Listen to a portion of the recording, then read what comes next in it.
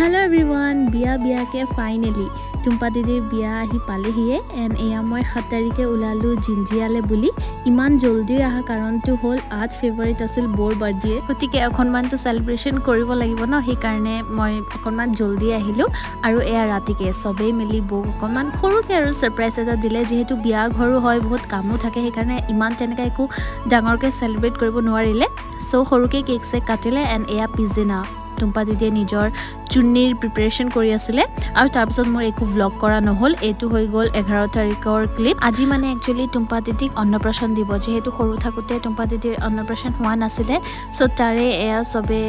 মানে ঘৰৰ ওচৰৰ মানুহ মিলি কিনে অন্নপ্ৰাশনৰ পৰা যা যোগাৰ কৰি আছিল আৰু ঠাণ্ডাত বেছি পুৰা ঠাণ্ডা পানী দি গা ধুৱাই দিছিল যেহেতু তেতিয়া বতৰ বহুত ঠাণ্ডা আছিল এয়া ঘৰৰ এজনকে সবে অন্নপ্ৰাশন দি আৰম্ভ কৰিলে লগতে আমি অকণমান